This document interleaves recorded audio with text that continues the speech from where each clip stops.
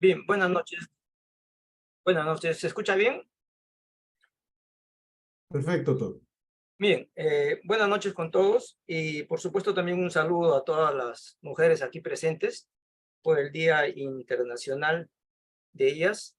Y bueno, pues esta reunión va dedicada a ustedes, colegas, y por supuesto María Rieta también. Bien, empezaremos entonces a hablar sobre este tema de hemorragia postparto y también le he agregado lo que es ruptura uterina para incluirla dentro de las hemorragias del parto. Bien, el nivel de esta presentación trato de hacerlo lo más práctico posible, va dirigido a los internos de medicina y a los médicos serumistas. Voy a hablar de definición, de clasificación de HPP, hemorragia postparto. Este va a ser el contenido de mi presentación. Cuadro clínico, factores de riesgo. Además, también vamos a hablar sobre algo sobre prevención, errores frecuentes y, por supuesto, criterios de referencia. Bien, y jóvenes, que esta presentación sirva para que revisen el tema, ¿ok? Como ven ustedes, aquí aparecen varias fuentes bibliográficas que es de donde tomamos nosotros las definiciones, pero las definiciones más que todo van a servir para un examen, ¿no? Para un examen tipo ENAM y para cualquier otro examen, pero como vamos a ver en la práctica, no son tan útiles. Pero de todas maneras voy a repasar estas definiciones que ya son clásicas, ya son conocidas por ustedes, simplemente para que lo recuerden. Se habla de un sangrado vaginal mayor de 500 si es un parto vaginal, mayor de 1000 si es una cesárea. También está la definición relacionada al hematocrito que se pierde periparto. También se habla de una hemorragia que requiere transfusión sanguínea. Y por supuesto que nos quedamos con la de abajo, con la que aparece en rojo, aquella hemorragia que amenaza con ocasionar una inestabilidad hemodinámica en la parturienta, y este desde el punto de vista práctico. Vamos a dividirla en primaria y en secundaria. La primaria es la inmediata, que ocurre en las primeras 24 horas, es precisamente la atonía uterina como más frecuentemente, y la mujer se complica por hemorragia. En el segundo caso es la tardía, nos da más tiempo, ¿sí? Nos da más tiempo. ¿Por qué? Porque está relacionado a un tema de infección. Entonces nos da un tiempo desde un día hasta 6 días, es decir, inclusive nos da tiempo para el tema de la referencia, administración de antibióticos. En cambio, la primera no nos va a dar tiempo. Aquí hay más definiciones, precisamente ahí está la fuente, que es el Instituto Materno Perinatal. Varias definiciones, como estas diapositivas se les dará a ustedes, ahí las dejo para que lo lean con calma, pero son definiciones totalmente teóricas que, como vamos a ver, no tiene realmente una tanta importancia práctica. Por ejemplo, si queremos buscar una definición práctica, con la finalidad de identificar el problema y actuar rápido, HPP que cumple con una o más de las siguientes condiciones. La primera, que amenaza o tiene el potencial de producir una inestabilidad hemodinámica de la parturienta, y la otra es que produce cambios hemodinámicos que requieren transfusión sanguínea. Vean ustedes las fotos en la parte inferior, las he tomado yo mismo. Evidentemente hay abundante sangrado, no hay tiempo para comenzar a cuantificar el sangrado, pero fíjense ustedes la foto de la derecha. La foto de la derecha engaña, parecería ser que la mujer está sangrando un montón, pero fíjense ustedes, la paciente vino en expulsivo, no le tuvimos tiempo de cambiar su ropita, pero ella está echada encima de una bolsa plástica de color rojo, y eso engaña, ¿ok? Bien, sigamos. ¿Cuál sería el cuadro clínico? Por supuesto que el cuadro clínico está relacionado pues a sangrado, taquicardia, hipotensión, taquimia, y al último está colocado alteraciones de la conciencia, pero vayamos cambiando el chip, ¿ok? Esto siempre nos han dicho los libros, pero vayamos fijándonos en las alteraciones de la conciencia como uno de los principales signos que aparecen en este gran problema. Lo clásico, lo que nos han enseñado en la universidad siempre es esto, ¿no? Sudoración, taquicardia, cianosis, pero tú te vas a dar cuenta de esto si es que estás ahí, ¿ok? Porque cuando te llaman, te van a llamar ¿cuándo? La enfermera o la obstetra te va a llamar ¿cuándo? Te va a llamar cuando ya esté hipotensa, cuando esté ya muy taquicárdica, y podría ser muy tarde. Por eso es que en realidad la emergencia espera al médico, pero debería de ser que el médico espere la emergencia. Así que es mejor que debemos estar en nuestro lugar. Estas son las fuentes que siempre se nos ha enseñado, pulso y presión, pero vuelvo a repetir, Antes de eso, si uno es fino, nos podríamos dar cuenta de otras cosas más sutiles, más finas, que si no las buscamos, por supuesto, no la vamos a encontrar. ¿Ok? Entonces, quitémonos ese chip de que taquicardia, hipotensión. No, recordemos que el tema de la psiquis es muy importante. Esto simplemente para recordar las 4T, ¿sí? Como docente no puedo dejar de hablar de las 4T, T de tono, T de tejido, T de trauma y T de trombina. Recuerden ustedes que lo más frecuente es el tema del tono, que es lo más frecuente y lo más letal. Más infrecuente es el tema de las coagulopatías, que está entre 1 y 3%. ¿Ok? Este simplemente es para que recuerden. La definición de atonía uterina, ¿no? Es una inercia, ¿no? Es el fracaso del útero para contraerse adecuadamente.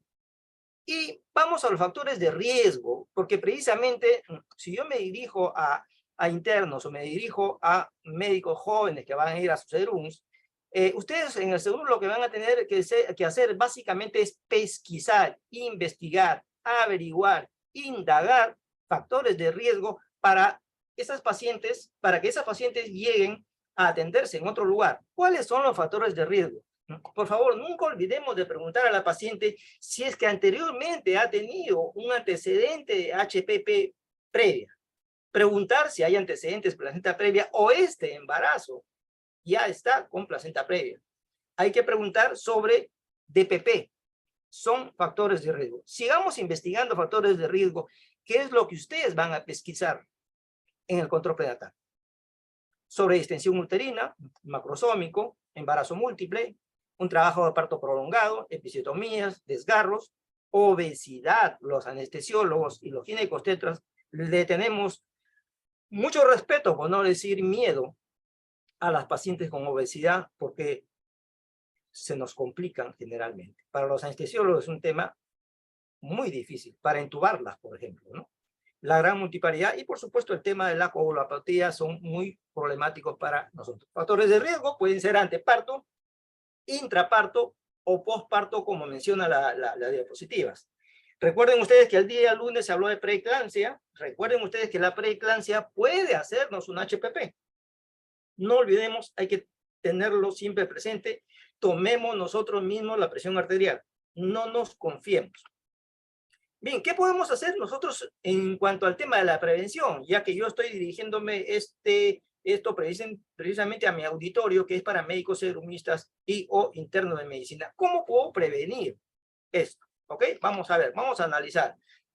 En primer lugar, lo que ya estamos conversando, ¿no? La identificación y el manejo oportuno de los factores de riesgo que puedo modificar, la corrección antenatal del tema de la anemia, planificar el parto seguro institucional. Es decir, nosotros, para cumplir con la norma, no vamos a estar diciéndole a la mujer recién en el tercer trimestre dónde va a dar a luz. Según las normas, máximo en el segundo o tercer control prenatal, ella ya debe saber, ella y la familia ya debe saber dónde va a dar a luz. Ya debe estar identificado el lugar. ¿Sí? Por supuesto que este parto se debe planificar, ¿sí? Recordemos respecto a la definición de parto seguro. No olvidemos si está con rojo, y también voy a dedicar un par de minutos al manejo activo del alumbramiento. Y por supuesto, detectar precozmente la hemorragia y la activación de la clave roja, que es otro tema que se va a ocupar ahorita. ¿Por qué sangran tanto? ¿Por qué se mueren tan frecuentemente? Esa es la causa. La causa es que por aquí, por donde están las imágenes, pasan 600 cc por minuto en un embarazo en el tercer trimestre. Por eso es que sangran abundantemente, por eso se chocan y por eso se mueren. Esto es lo que se puede hacer, ¿sí? La prevención, por supuesto, va a depender dónde estamos. Esto primero de promoción, por supuesto que tiene que ver pues con temas de salud, educación, determinantes sociales que definitivamente no dependen de nosotros los médicos, tiene que ver cuestiones políticas y de eso mejor ni hablemos. Respecto a los temas de prevención, va por un tema de nutricional. Muchos de ustedes van a ir o ya están en zonas de parasitosis, de malaria, eso también ya provoca anemia. Y luego ya vienen otros niveles más superiores, que es precisamente donde ustedes no van a desarrollar sus serums, pero de todas maneras ahí es pues donde vamos a también detectar factores de riesgo, donde se va a tratar de hacer un parto seguro, y ya refiere, ya tenemos lugares donde van a realizar un tratamiento especializado, por supuesto de mayor complejidad. Pero ¿por qué tenemos que resaltar esto de todas maneras? ¿Por qué quiero resaltar esto? Porque nosotros debemos de hacer que la mujer no pierda el derecho a llegar acá. Y ya lo voy a explicar por qué. Porque ya hablando del Día Internacional de la Mujer, precisamente tenemos que hablar de sus derechos. Y la atención a la mujer tiene que ver precisamente con el tema de derechos. ¿Qué podemos hacer? Iniciar el control prenatal en el primer trimestre, una referencia oportuna, garantizar que se planifique el parto, garantizar una hemoglobina adecuada, como veníamos diciendo, y prevenir, por supuesto, el shock, diagnóstico oportuno. Y las otras fases ya son cuestiones de mayor envergadura, aunque sí hay cosas que se pueden hacer, como ya lo voy a mencionar más adelante. Esto se refiere más que todo un poquito de fisiología, fisiopatología respecto a la contracción. Si el útero no se contrae, ahí está el problema, ahí está uno de los problemas. Pues vamos a ver si estas ligaduras o suturas fisiológicas no funcionan, va a empezar el problema. Y hablando de problema, la pregunta es, ¿cuál es el problema? El problema, tenemos dos problemas básicamente. Tenemos un problema con el tono del útero, y tenemos un problema con el tiempo del alumbramiento. ¿Qué significa esto? Significa que si no tenemos tono, va a sangrar. Si el alumbramiento demora mucho, nos va a sangrar. Entonces ya está identificado el problema. Cuando queremos solucionar un problema, lo primero que tenemos que hacer es identificar el problema. Y si no identifico el problema, no lo voy a solucionar nunca. Entonces ya tengo dos problemas, ¿no es cierto? El tono y el tiempo.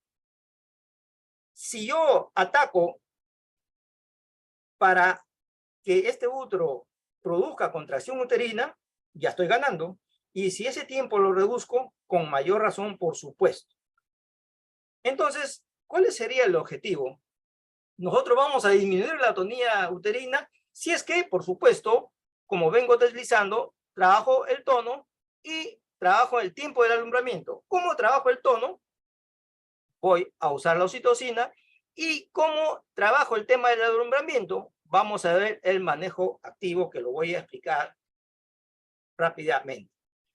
Una diapo con definiciones, que de todas maneras es para que ustedes la revisen, y quiero hacerles recordar el manejo activo del tercer periodo del parto, aceptado por la OMS, que es una estrategia, es un procedimiento que va a hacer que nosotros podamos manejar y hacer que este útero se contraiga. ¿Ok? Bien, ¿de qué manera? Lo voy a hacer como docente, tengo que hacerlo de una manera con cuestiones mnemotécnicas. Son 3 intervenciones y son 9 pasos.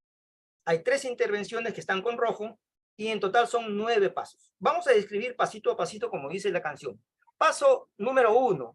Termina el segundo periodo, es decir, tenemos ya el recién nacido con nosotros.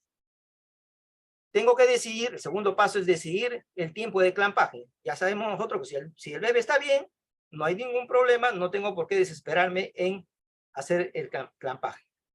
Tercer paso, tengo que asegurarme que el hermanito no esté adentro, que no haya un hermanito, ¿ok? Cuarto paso, ya me aseguré de que no hay hermano adentro, entonces administro oxitocina. Quinto paso, espero la contracción uterina. Sexto paso, hago la tracción-contracción del cordón umbilical.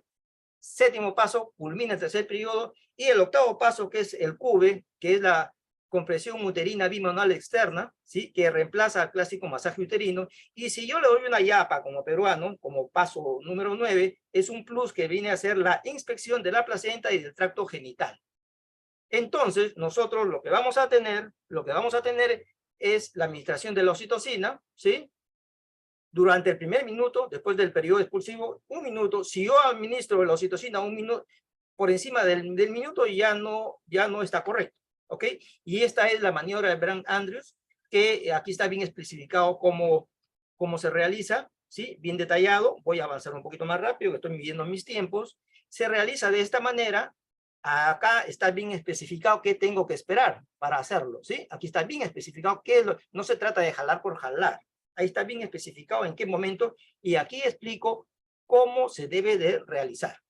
Bien, como ustedes ven, Como ustedes ven, aquí con esta pinza voy a traccionar. Ya se explicó en qué momento se realiza la tracción. Esta mano va acá, este espacio tiene que ser lo más corto posible, ¿sí? Y la mano va encima del pubis, no en el fondo del útero, sino por encima del pubis, ¿sí? En este caso, por ejemplo, en esta imagen está muy lejos. Esto está muy lejos. Podría desgarrarse el cordón umbilical. Esta otra mano va justamente encima del pubis, ¿sí? De esa manera. Muy bien. Acá está la fuente respecto al manejo, respecto a la compresión uterina bimanual externa. En la primera diapositiva está mi correo. Tal vez ahora no tengamos mucho tiempo para conversar, intercambiar pareceres. Tienen mi correo y con toda confianza escríbanme y podemos, les puedo proporcionar alguna bibliografía respecto a este tema. Una mano arriba en el fondo del útero y la otra abajo a nivel del segmento, justamente por encima del pubis, para hacer la compresión uterina bimanual externa, ¿sí?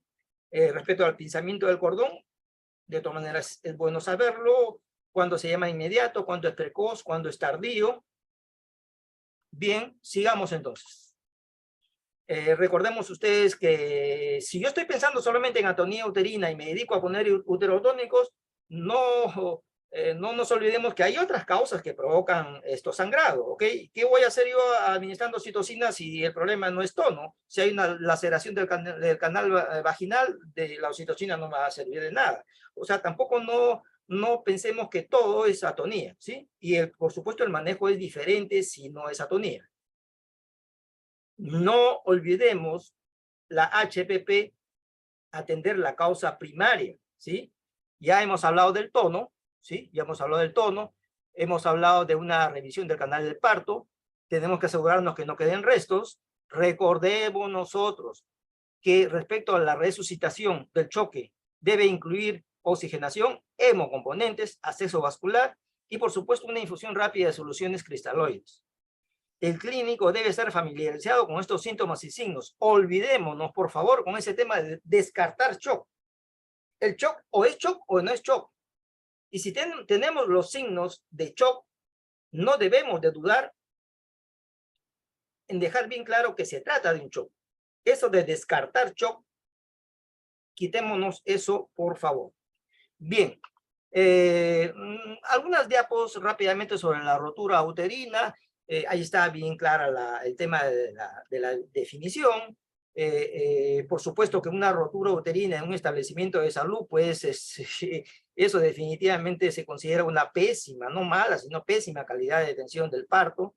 Generalmente está relacionado a una cicatriz uterina previa, así que desde un principio ya vamos aclarando que nosotros como médicos serumistas debemos de pesquisar cuál es cesariada anterior para referirla con anticipación. Esa paciente no debe estar cerca a nuestro establecimiento. Esa paciente debe ser referida con anticipación. El cuadro clínico va a depender pues de la causa de la rotura, de la forma anatomoclínica, de la extensión, del momento en que se rompe. El cuadro clínico aproximadamente es más o menos así, ¿no? En la amenaza de la rotura de la cicatriz de la cesárea previa, va a haber síntomas que podrían ser poco llamativos. Hay una mayor sensibilidad suprapúbica, el parto estacionado, una eventual hemorragia vaginal y alteración de la frecuencia cardíaca fetal pueden sugerirla. Si presenta contracciones uterinas, la paciente identifica un dolor localizado. La paciente dice, me duele aquí, y señala su cicatriz previa. Bien, el cuadro clínico, ella tiene una fase de dolor, de ansiedad, muy inquieta, muy angustiada, que se le ve en su cara, ¿no? En sus fases, muy dolorosa. Luego hay una distensión, hay un abombamiento del segmento inferior, acusa un dolor suprapúbico, al tacto hay una presentación fija, se presentan desaceleraciones, y luego ya pues cuando ocurre la rotura ya es, el tema ya es una cuestión catastrófica, ¿no? Hay un dolor abdominal agudo, muy intenso, hipertonía uterina, y una vez que se produce la rotura uterina, esta es seguida del cese brusco de las contracciones, y aparente alivio del dolor, ¿no? Y luego al examen físico ya pues tenemos un abdomen blando, ¿no? Con palpación fácil de las partes fetales, si es que hay expulsión hacia la cavidad, ¿no? Bien, estoy midiendo mi tiempo. Tres puntos que son importantes para este tema: tener presente la posibilidad de una rotura. Por eso es que debemos de pesquisar a la cesárea anterior en el control prenatal, reconocer los síntomas y establecer diagnóstico precoz y, por supuesto, un tratamiento inmediato. Bien, ¿cómo no hablar de referencia a los colegas serumistas? Y allá voy. Las fallas recurrentes. ¿Cuáles son las fallas recurrentes? Colega joven, si tú vas a ir a tus serums y te vas a ir y vas a estar sentado en tu escritorio de tu consultorio y vas a estar esperando a tus pacientes, no te va a ir bien. Porque te podría llegar una paciente cesárea anterior en el tercer trimestre o ya complicada, y es mejor que salgas a pesquisarlo, ¿sí? Si vas a dejar que el control prenatal lo hagan otras personas y tú no vas a participar, no te va a ir bien. Es decir, tenemos que liderar este tema, ¿sí? ¿Por qué? Porque la consecuencia de esto va a ser una evaluación inadecuada y, por supuesto, no vas a activar la clave, o cuando quieras activarla, esto ya puede ser muy tarde. Así que mejor es adelantarnos al problema, ¿sí? Adelantarnos al enemigo. El enemigo es muy grande, la HPP es muy grande. Y peor todavía para un colega que no tiene la experiencia, y no solamente no tiene la experiencia, sino que no tiene los recursos. Para cualquier ginecostetra en un establecimiento de salud de primer nivel tampoco podríamos hacer mucho. Así que es mejor que no estemos sentados esperando pacientes, ¿sí? Ese es uno de mis principales mensajes. Supervisen el carnet de control prenatal cuando revisamos muertes maternas a nivel de todo el país. Esto está mal llenado. Supervisen, por favor, ¿sí? Fallas recurrentes, que no hay plan de trabajo, no se reconoce o no hay concordancia entre el diagnóstico y el plan, no se precisa el destino de la paciente, confundimos muy frecuentemente el plan de trabajo con indicaciones. Aquí hay un listado de 7 destinos que podría tener cualquier paciente. Ustedes identifíquense más que todo con el número 6. ¿A qué me refiero con el número 6? Me refiero a la referencia a otro centro hospitalario. Ustedes tienen que ser grandes referidores, pero no referir cualquier cosa. Referir, por ejemplo, a cualquier paciente que tiene, ustedes ya pesquisaron factores de riesgo para que se ocurra un HPP, tienen que referirla. Pero Nos no quedan comer 3 minutos, doctor. ¿Cuánto, doctor? 3 minutos. Ok, doctor, gracias. Bien, referir a tiempo, en forma adecuada, por supuesto.